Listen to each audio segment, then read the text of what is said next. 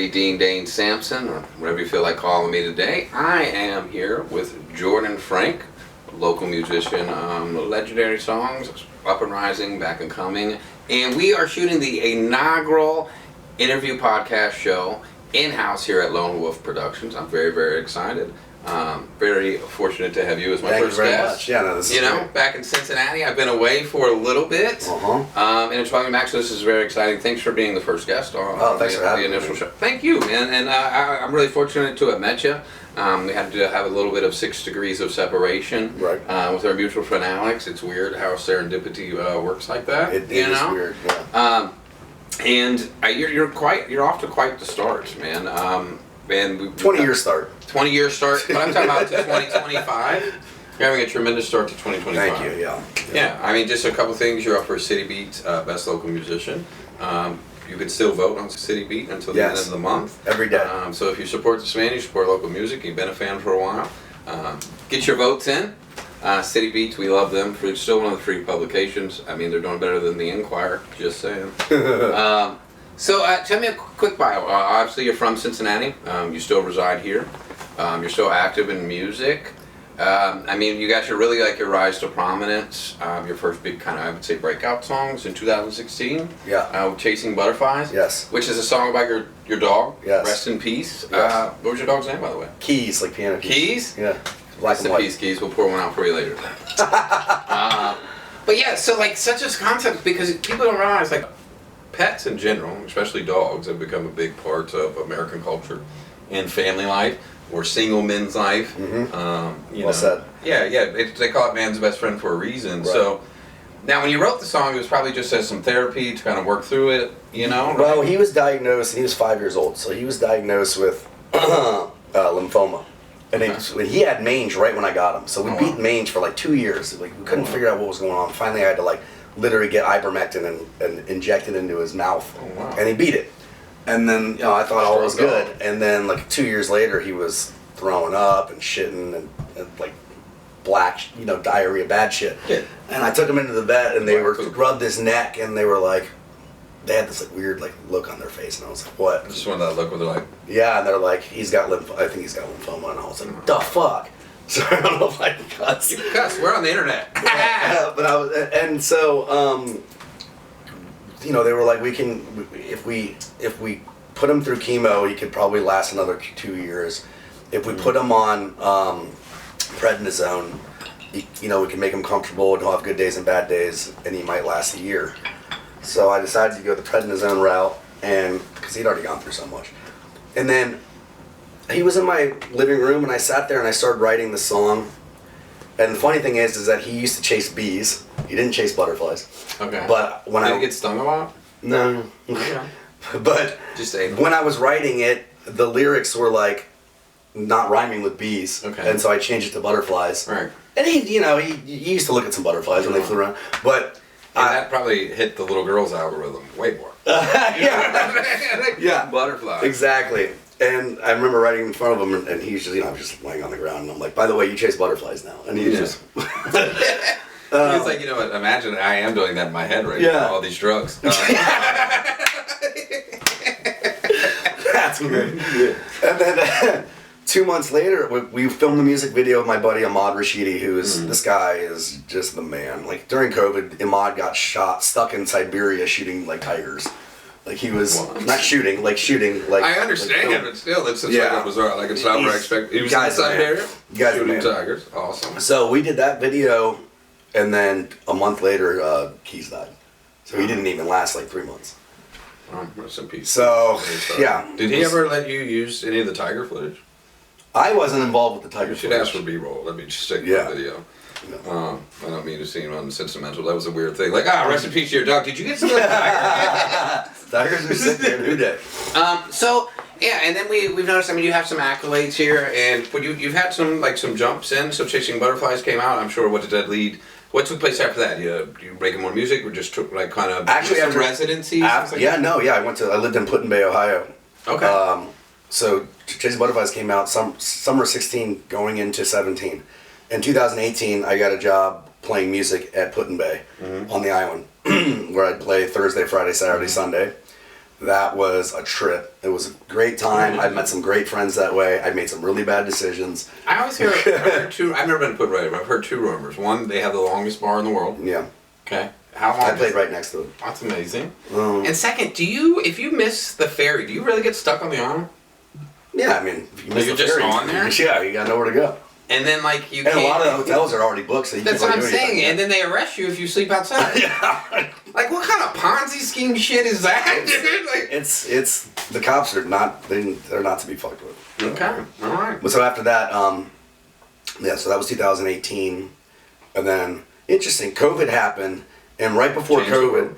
yeah, but I was supposed to play Bellwether Music Festival and Bunbury, Ooh. and it was gonna be a big deal. I was excited. I was gonna play my Fuck first yeah, festival, Bunbury was huge. and Bellwether's big. Like Yeah. Nathaniel Ratliff was the headliner for that one, Oh, amazing. and Yeah, so COVID took this down. COVID took this down.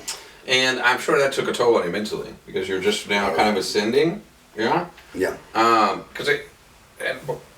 you deal with that? Like, Well, I mean, with that there was a whole stagnant bunch of stuff in that. There was a breakup, and then there was I came back after COVID, and then I started seeing another girl, and that brought up a lot of songs I've done. Mm-hmm. That brought up Can't Hold the River. Yeah. So Can't Which Hold the came out in River. 2022, so I see that gap there. And, you know, when creatives can't create, They date. They date. They fill that void with other things because you can't sit still when the world is sitting still, right? So it's very hard. I like that. Yeah. And it's just very hard for us to do that. We got to do something with our hands. Mm-hmm. Like, you know what I mean? So I know you had some issues with some sobriety and stuff like that, and you know, you dated, so you maybe had a boob in your hand, and then some booze in the other hand, and that's kind of yeah. For about 15 years. And for about 15 years. Yeah.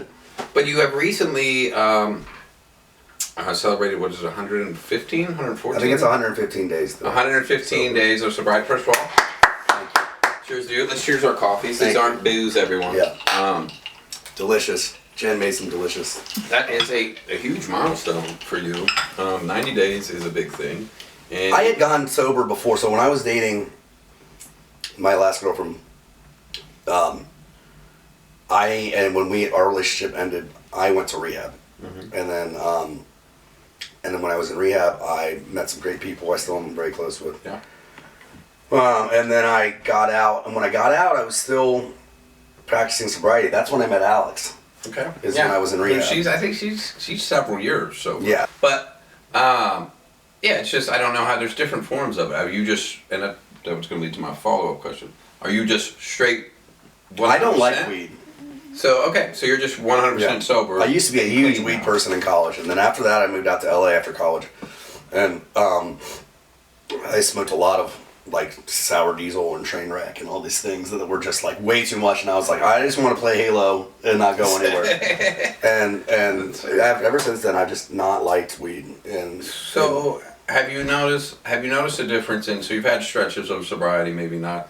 56 days was the longest I'd done last time. Okay, so now you're double that now, right? Yeah. Essentially, close to. What are some of the changes, positive and negative, that you can attest to that?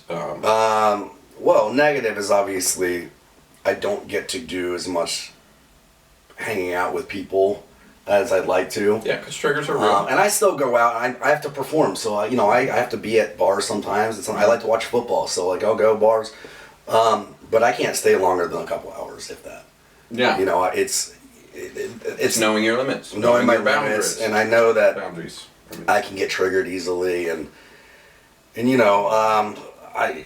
it's obviously the benefits are everything. I mean, I'm having one of the most monumental years of my life strictly because I am now like hit the ground running. Yeah. It's with not clarity.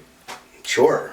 I mean, I don't even know what that means. Oh, with clarity. Clarity. I think it's clarity. I don't know what that means, but sure. Clarity, if you Yeah, want. no, with clarity, and I'm not hungover. I'm not like I don't want to do this today, and I'm showing up to things, and I'm like, I've got my P's and Q's in a row, so to speak, and it's like it's great. And my dad always told me, he was like, you're never gonna get to where you want to get to unless you're sober. Yeah. And I never wanted to believe him because I liked partying. I was damn good at it. Yeah, me too. And that's why, and I can attest to it because I've dealt with drug and alcohol addictions in the past.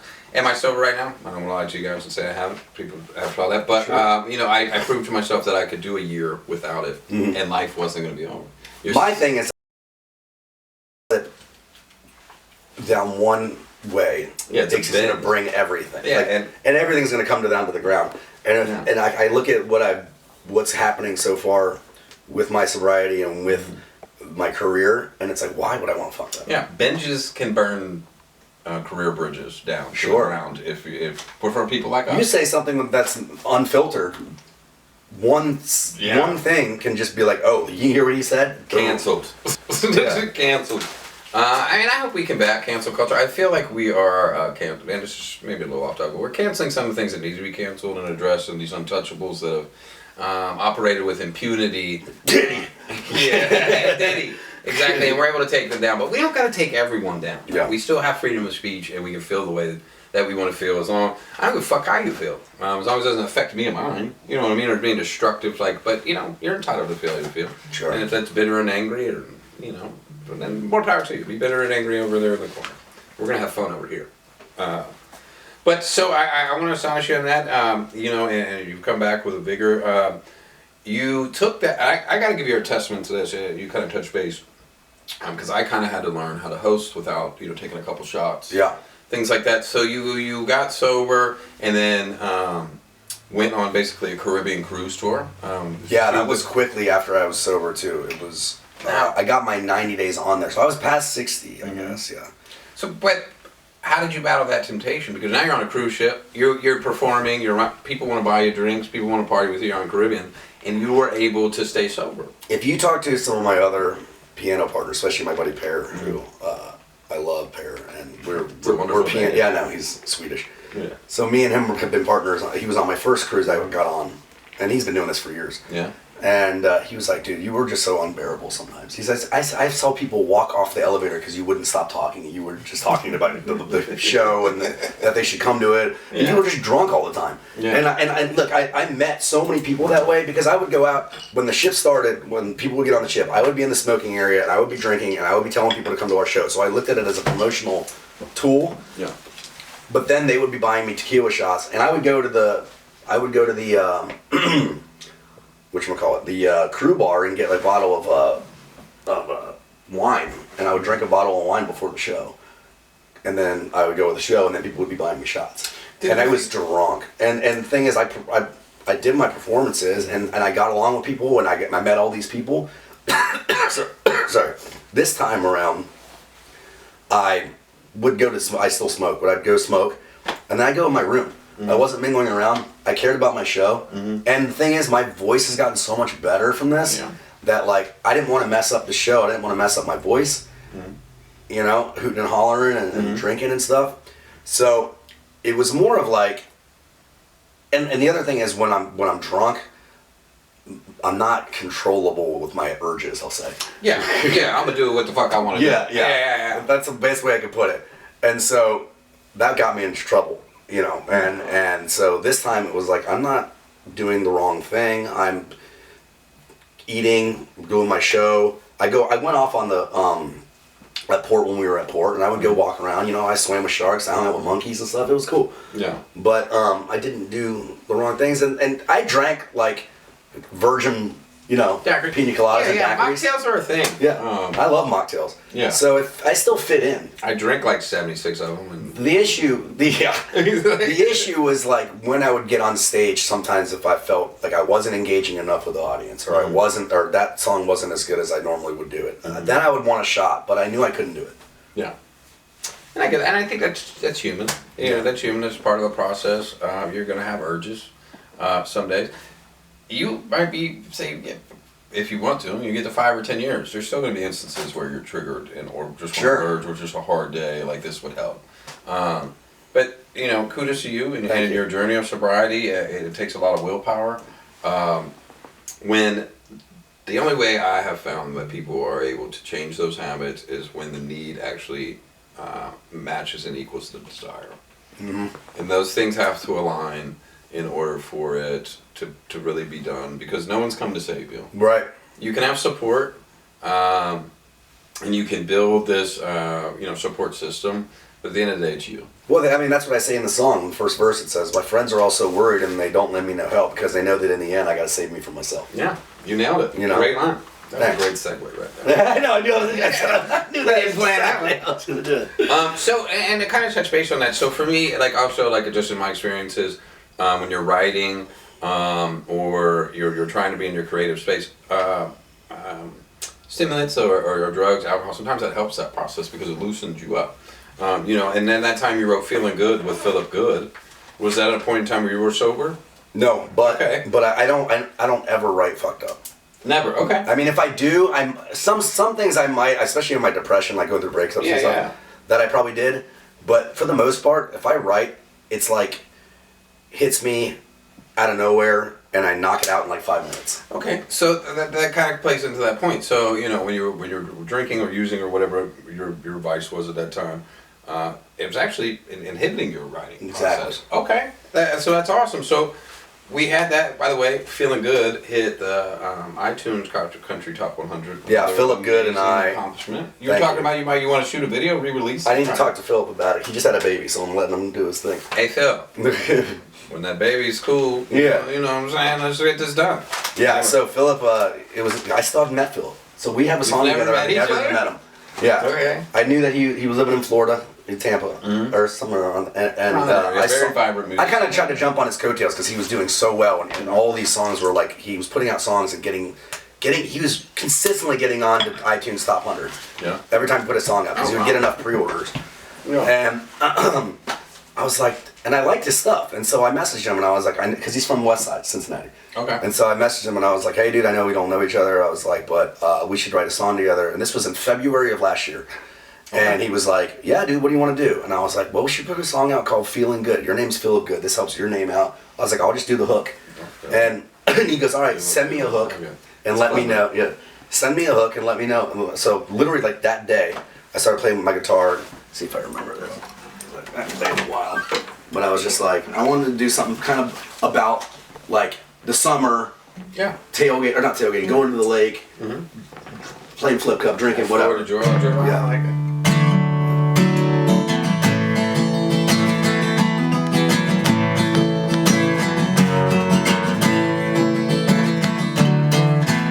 So it's like, sky blue, sun shining through, about to meet up with the whole damn crew. Cars back, cool's all full. Man, I'm feeling good. Friday couldn't come too soon. Trip to the lake and you should see that view. All I need is me and you. Man, I'm feeling good. So I sent them that. Thanks. But one of the lines I had like go walk through the bar saloon or something like that, and he was like, so all of that I sent him and he liked it. And then one of them he was like, change that line to go to the lake and you should see that view. Yeah. And that changed the entire song. Yeah. And so I sent him that. Makes me want to jump in that river right now. Yeah, well, it's a little close. So I sent him that, and then my buddy Reed, Stroh's Art. So me and him have been making beats together through another buddy of mine, OE Bangers. It's a whole other thing. I guess I didn't tell you about that stuff, but I make beats and We'll get there. and loops and stuff for film and TV sync. Oh, that's amazing. So Actually, you know what? If we want to get on the show, I would love to pick your brain about some sync classes. Absolutely. Maybe put me in the direction. Oh. Because, I don't mean to put you on there because we're just getting a lot of topics on that on there. Sync licensing, if you could give some messaging, I feel like that is way easier for especially newer artists to get paid as opposed to traditional hard copy sales or getting a placement on it is, a list. but it's also like It's hard. quantity over quality, like just fucking blasting out loops and loops and loops and loops and Gotcha. sending them and hoping. And it's kind of like a craft. I mean, if you get a good music supervisor that you're in with, and you know, So when did Feeling Good come out? When that come out? so here's the deal. So I sent him that. Reed made I sent him piano, guitar. I sent that to Reed. Reed made the beat. Sent it back to me. I sent it to Philip. Took Philip until June, I think. He sends me his verse back, and he goes, I look like, what do you think? And I was like, dude, this is amazing. And I go, what are you gonna do for your second verse? He goes, you can do the second verse. I go, you want me on this? Because I was already on the hook, and I was like, okay, cool. So I did the second verse, and then we were like, he was already pushing another song, and I was like, dude, we need to get this out by 4th of July. This is a perfect song for 4th of July. We can blast this. And he's like, this is gonna be a lot of work, you know. And so we just did the marketing and put the videos out and got everyone to pre-save, pre-download or whatever. And when it came out, it was 99, I think, on top 100. So what is strategy with that? When you get people to do those pre-orders, you just be It's like annoying. annoyingly in their face, like do it. And you have to like message them and be like, look, and it's weird because And then follow up. you, Did you do it? you don't go to iTunes, you go to you go to iTunes, not Apple Music, and so you have to pre-order. Yeah, You it's should weird. hire that team that like calls you about your car warranty. Yeah, Did you pre-save Jordan's album yet? that's hysterical.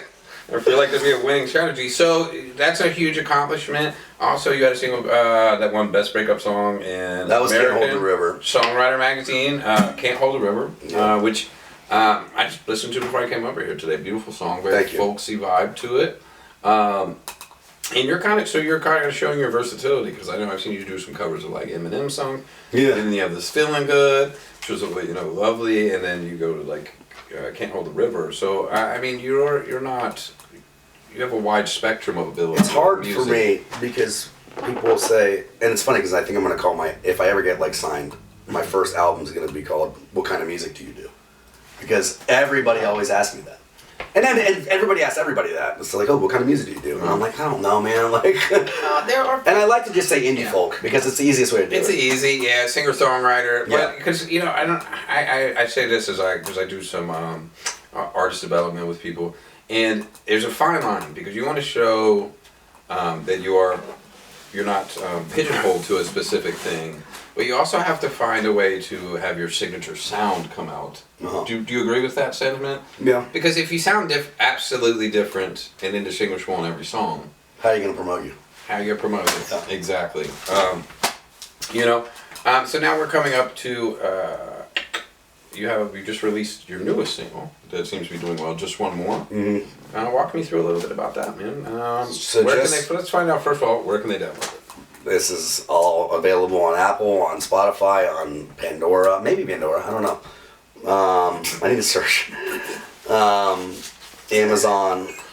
All those kind of All things. the usual suspects? Yeah, I actually just did a version of it because Tiny Desk Submissions is open, so I sent one to them. Yeah. It's a good version of it. It's a good I got my foot tambourine on. I'm probably gonna do it here, but I got my foot tambourine We're gonna on, do it. and I'm sitting on a little mini desk, and I'm just playing the song. It's basic, Yeah. I didn't do any flair like crazy stuff with a desk and making it cool. I just Yeah. I'm just gonna film this. Yeah, and I think that's what they want. They're like that because that's one of the things. It's organic. We were talking about that here. Like, if you have a really good interview, I think people overthink the setting. Yeah, this is great. Yeah, this is perfect. Very cozy.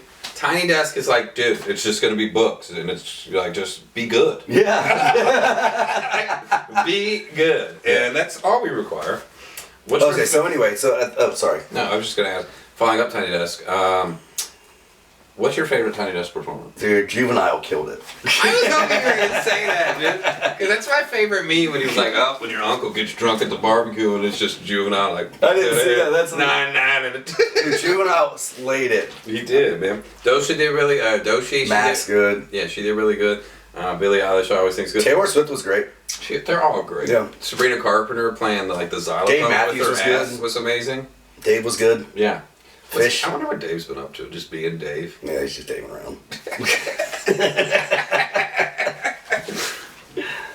That's funny. All right. So. So when I wrote the song, okay, so Yeah. this is not feeling good. This is Just One More. So for years, You want to play it right now? I can, yeah. No, you don't have to. I'm just asking. Yeah, but the way I wrote the riff Okay. was probably for I want to say a decade. Like since my 30s, I would always go.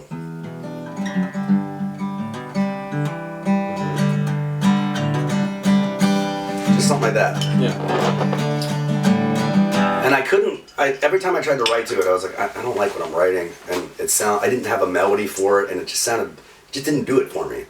And this is all through using, And then 2 weeks after I got sober, I started fucking with it again. I was like, right, and I'm just doing this, and eventually I went. I'm a terrible whistler, so.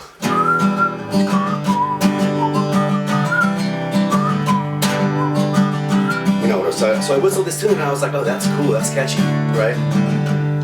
And then, and just how it happens with most of my songs that I really like, I write about what's going on, and so I was just like, I didn't know if I didn't know if I would make it past another year. I got bruises on my body and the weekend's not so clear. You know, just a line like that. Because sorry, I'm fighting a cold. So I was like, because I would come home from the bars and stuff and wake up the next day and I had massive bruises on me, or just bruises from like my body dying. Like, it was weird, like kidney failure and shit. Like it was, I don't know what was going on. And so I wrote that, and then I was like, okay, I got something here. Yeah. And I think I just sat there and wrote that song like I normally do. It takes about 5 to 10 minutes, and I write a song, and I don't want to touch it afterwards. Yeah. I might edit something here and there. My brother told me to change one of the lines in the chorus, on the second chorus, which ended up being great. Yeah, I mean, I feel like that's part of the process when it's flowing out, get it out. Yeah, I don't ever try to push. Why you have a team to be like, hey, maybe just tweak this a little bit. Right. Tell me about a little bit. I'm sure you have your familiars that you work with. Is there anyone? We've mentioned Philip Good. Do you self-record at home? Do you go to studios? Is there producers? I have that song was recorded with a buddy named Adam Yust, who we've known just through partying back in the day, and we dated the same girl at different times. That doesn't matter though. Did you guys write a song about that? No, we did not. But he's got a studio called Harmony Cincinnati, Harmony Studios, and it's great. It's in a warehouse downtown, and it's awesome. And his studio is sweet. So I recorded that with him. I record a lot of music, just basic stuff, like my cover album I'm coming out with. I did that at my house. Yeah. You know, I have a new cover album coming out on February 7th. What are you gonna call it? It's called Under the Covers.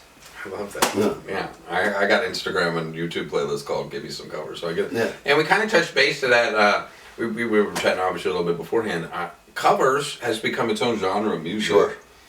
Because I kind of compare it to like if you want to go into hip hop of sampling. Yeah. Because of these songs, and I think the voice really popularized it. Is because you're doing new renditions of these songs. Yeah. I mean, even the structure of the song and the tone. Some of them are unrecognizable, and they've been #1 hits. And I think it's fun. Well, I mean, if you look at like when a new album comes out from somebody, let's say, and there's a cover on it, I'll probably listen to that first to see what they did. Yeah. Because it's interesting to me. Yeah, and what I think is also great is, especially if it's a song you love, and it sounds completely different, you still know how to sing along to it. Yeah. You know? There's something about, I mean, when they say pop music, it's popular because it's pleasing to the ear. Correct. And so you want to keep singing it, and it's repetitive. And so... And it's an ode to the greats. Exactly. The Beatles were a cover band. Yeah. The Rolling Stones were a cover band. Yeah. Okay, when are you looking to release that album? February 7th. And the artwork's done by our friend Alex. She does all my artwork. Yeah. She's the shit. If you need artwork or anything like that done, go to Alexandria Hunter. Yeah, Alexandria Hunter, Statements by Alex. She also did the logo for the interview podcast. There you go. So you'll see that. She is great. She's out in Cincinnati. She's actually one of our sponsors. She's from Cincinnati. She's out in... Arizona now. Arizona. From Cincinnati, out in Arizona now. She's also a sponsor of the interview podcast. So shout out to her. She's been instrumental, and it seems like in both of our lives. It is funny how we meet people at different times. She actually opened the first... I did a pop-up vendor event at the Mockbee, the first one I did there, and she performed and was one of the I was there for that. That was my show. It was called Risen. Oh, shit. So we had met before? Yeah, that was me. That's so funny. Now look at us now. Wow. Yeah. That is funny. We've known each other this whole time. I was there when she was doing the sound check and everything. I was just because we were both. I was sober at this point. Yeah. And I'd just gotten out of rehab because when she wanted to hang out with me, because I was in rehab, because we were going to record together, and she had mentioned that someone recommended Jordan Frank, and or Frank was speaking, I think, at that point. And I was in rehab, and she had messaged me, and I had my phone abilities at that point, and she was like, "What are you? Do you want to get together this Monday?" And I was like, "Can we make it 2 weeks?" I mean, what a way to come full circle, man. But that is funny, though. It's wild. That is funny. So what I always like to do too. And this kind of just segues into like you're having a cover album. So who are some of your influences? Who did you listen to growing up? Who do you listen to currently? Like, I mean, it could just be an artist you really like, or just a song. Like for me, you know, and we all experience music, hearing it for the first time at different times. So you could have a song that's been out for a decade, but if it's new to me. What are some songs that right now you have maybe on repeat? So like, let's start. Who are some of your influences? Okay. Influences: Coldplay, Jack's Mannequin, Jack Johnson, OAR, The Killers, Nice. Tom Petty. Those are good right Those there. are good. That's a great list. And if so you've done some covers over that. Let's just do a fantasy thing here. Like, so if you could go on tour with any of those 7 bands that you mentioned. Tom Petty's dead. Way to bring it down. Jack's Mannequin I'd love to tour with. Jack Johnson would be sweet. The thing is, when I was writing, at that point I was more piano based. Yeah. And so I was doing a lot of, like, Jack's Mannequin and Coldplay was like a huge inspiration. So I did a lot of riffy stuff with my keys, and I still write on piano. You know, it's my best instrument. I'm the best at piano. I mean, but I like guitar because I got into folk stuff when Lumineers and Mumford came out. Love them. Yeah, and they came out, and so I was big. And Lumineers is another big influence. Oh. And so I started writing in that way, and I was like, oh, like finally a band's giving me a voice of like how I want to write. Yeah, an inspiration. Yeah, and so so then I started writing more on guitar, and so I would love to tour with Lumineers for sure. Okay. For sure. Lumineers, you hear it. You know what? If we go viral, can my man get a tryout? So we have that. So now, but you're also well versed and well known within the city of Cincinnati. Who are some artists that you've worked here, or that you would love to work with in the city? Jimmy Klepper is the Americana voice. I mean, if he doesn't get big, I don't believe in the industry. Jimmy Klepper. Jimmy Klepper. Matt Waters, who I'm doing a podcast with him next week. Matt Waters he's very similar to so many different, like he can be blues. He's one of the best guitar jammers I've seen. He can be blues, he can be singer-songwriter, he can be funk. I mean, he is just the shit. Nice.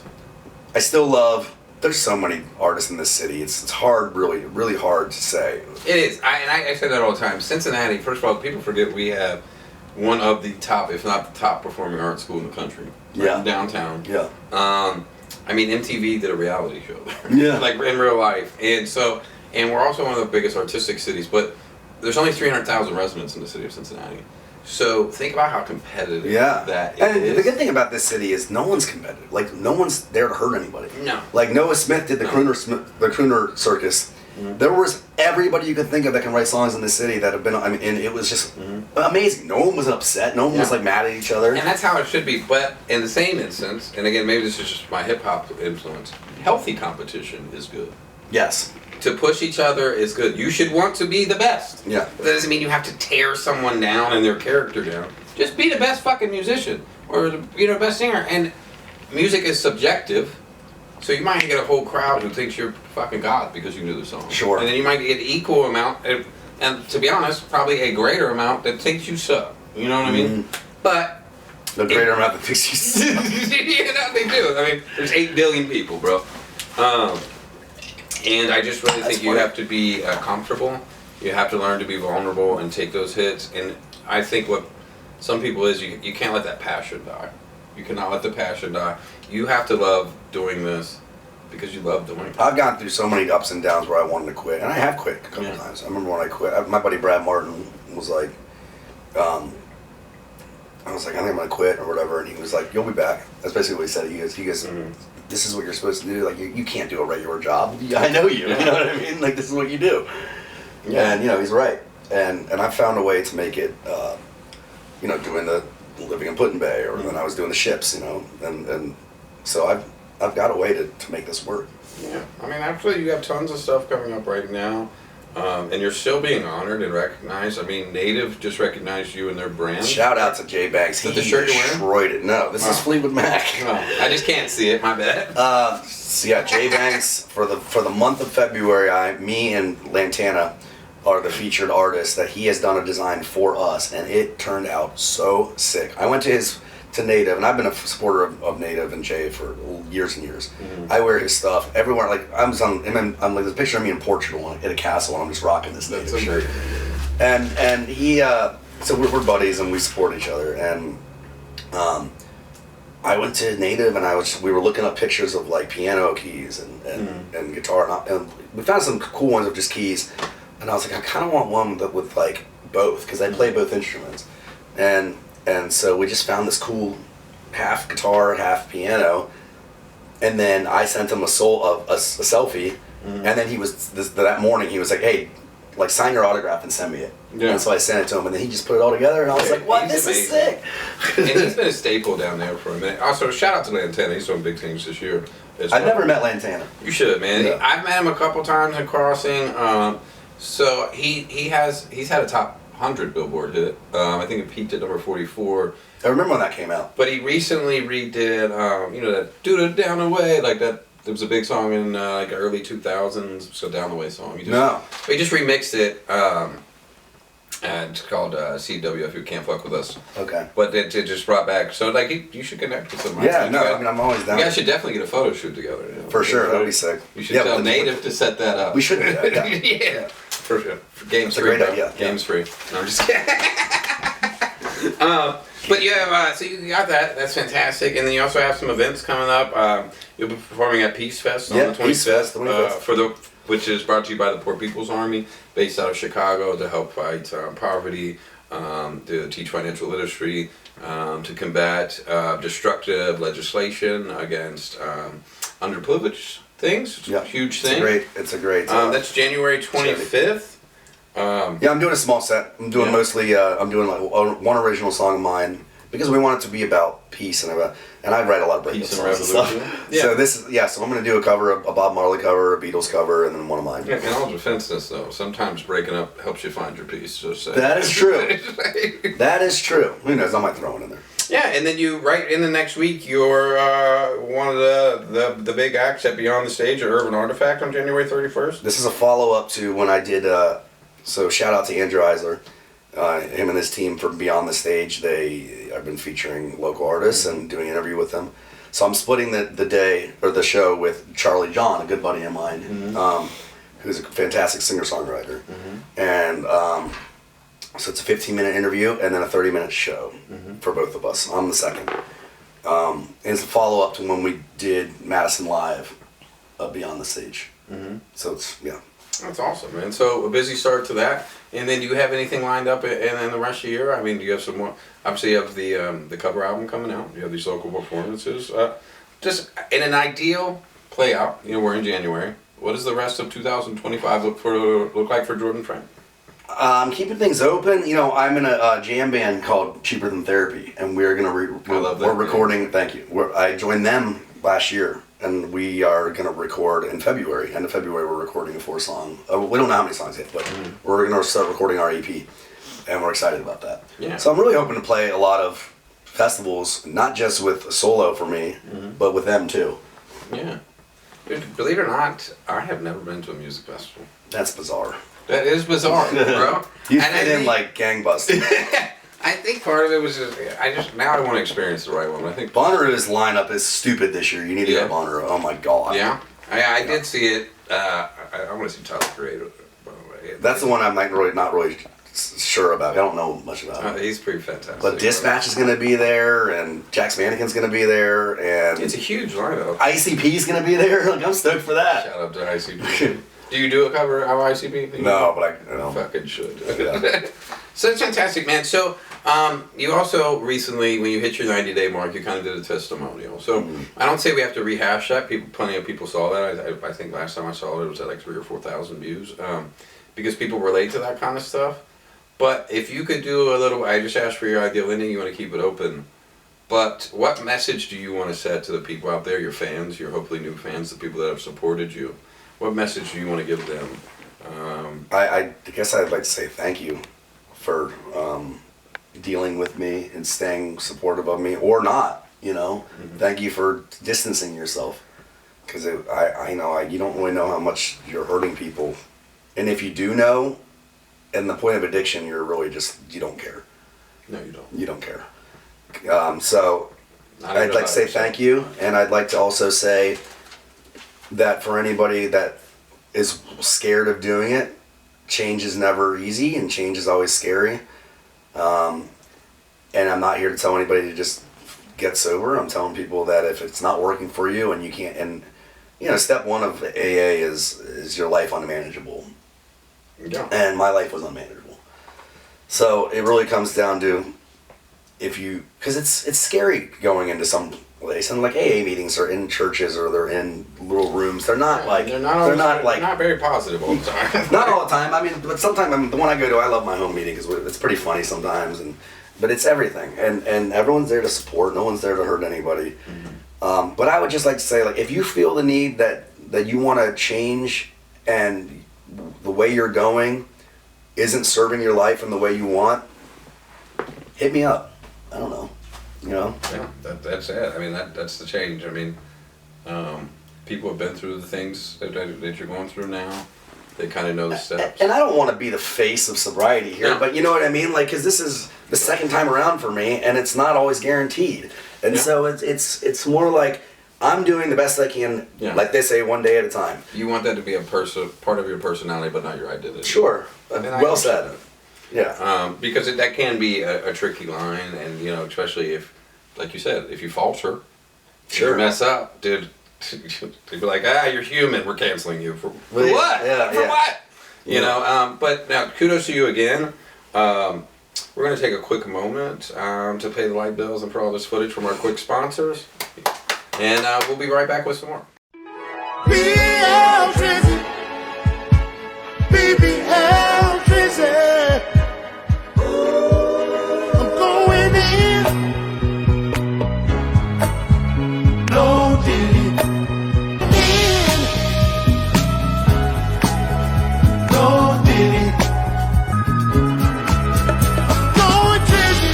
Listen. Hi, my name is Alex from Statements by Alex, and I'm the founder of Freedom for Strays, a nonprofit dedicated to helping stray dogs and stray humans find freedom and healing together. We're building a sanctuary in Whitman, Arizona, and every Statements by Alex product. Oh my God, that's so much stuff. What are you doing? And just, I'm what do you right in mean? the middle of something. Can't you see? Everybody knows that I was selling way better than you. Where's the shirt? Where's the one with the pink design on the back? Hold on. Hi, my name is Star. I can't even see myself on the camera. Are you gonna move a little bit? Hi, my name is Starletta. I'm here to tell you about Freedom for Strays. You may know me from my podcast, the Starletta Show podcast, full disclosure. I also interview famous people and I've been to Hollywood. Did you know that 207,384 dogs are euthanized every year? I'm here to model Freedom for Strays clothing and let you guys know all about our mission to save all the dogs and build an underground bunker and sanctuary to protect us from the apocalypse. What? Shop Statements by Alex and Freedom for Strays. You won't be disappointed and you'll be making a difference. Ladies and gentlemen, this is Just One More.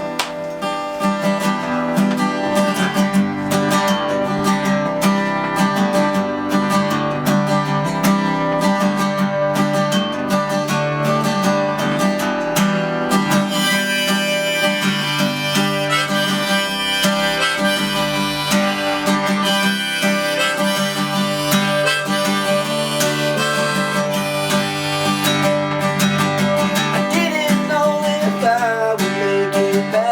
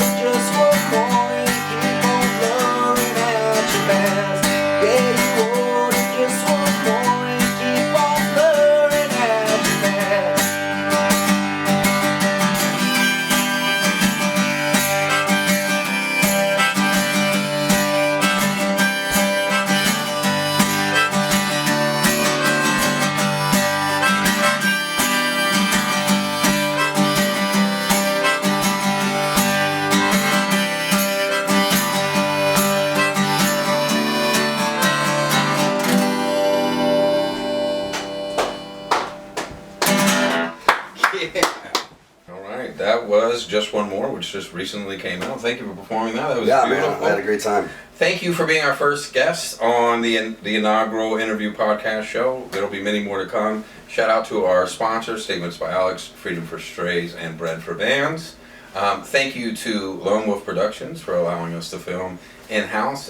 This is the beginning of a beautiful partnership that I hope fosters many more like this. My goal here is I am not trying to be the star. I just want to help artists and creatives tell the story behind the music. You're a star in your own right, you know. I appreciate that. But I like to call it a musical journey through a human experience, and that's how we really get and people to invest in our stories, and that we're human beings as well.